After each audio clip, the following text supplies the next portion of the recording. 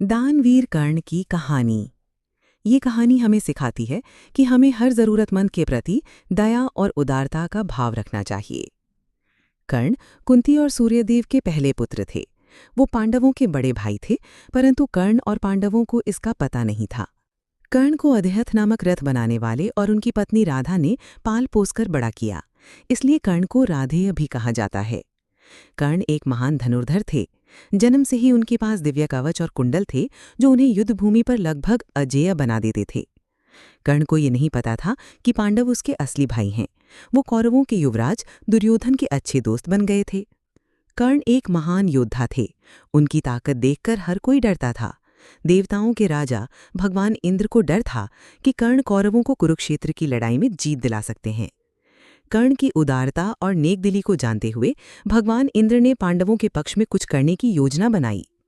महाभारत की लड़ाई से पहले एक सुबह जब कर्ण अपनी रोज की पूजा कर रहे थे और सूर्य देवता को जल अर्पण कर रहे थे, भगवान इंद्र उनके सामने आए। वो एक साधारण ब्राह्मण के रूप में भेष बदल कर आए थे। वे एक उद्देश्य से आए थे। कर्ण ने उनका एक विनम्र मुस्कान के साथ अभिवादन किया और पूछा, हे ब्राह्मण, आपके दर्शन पाकर मैं बहुत प्रसन्न हूँ। मैं आपकी सेवा किस प्रकार कर सकता हूँ?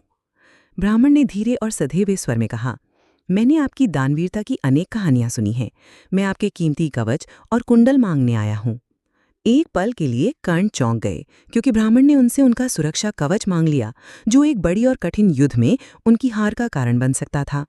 उन्होंने पहचान लिया कि वो इंद्रदेव हैं, पर दान देना वो अपना धर्म मानते थे। ब्राह्मण देवता, कर्ण ने मुस्कान के साथ उत्तर दिया, ये कवच और कुंडल मेरे शरीर का हिस्सा हैं। आप ये मान सकते हैं कि इन्हें देने से मैं युद्ध में सुरक्षा रहित हो जाऊंगा। लेकिन मेरी शक्ति का कारण मेरा कवच नहीं, बल्कि मेरा साहस और समर्पण है। इन गुणों और ताकत के साथ मैं किसी भी चुनौती का सामना करने के लिए तैयार हूँ।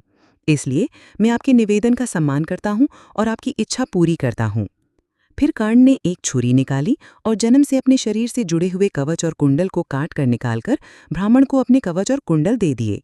उनका अडिग संकल्प देखकर इंद्रदेव बहुत प्रभावित हुए। इंद्रदेव ने कहा, तुम्हारी दानशीलता अनुपम है बेटा। तुम सबसे बड़े दानी सिद्ध हुए हो और आने वाली पीढ़ियां तुम्हें दानवीर कर्ण के नाम से जानेंगी, जिसका मतलब है कर्ण, महान दाता, क्योंकि तुमने कभी किसी को याचक को ना नहीं कहा।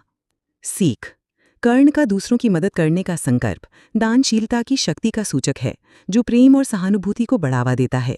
इसलिए हमें दयालु बनना चाहिए और दूसरों की मदद हर संभव करनी चाहिए।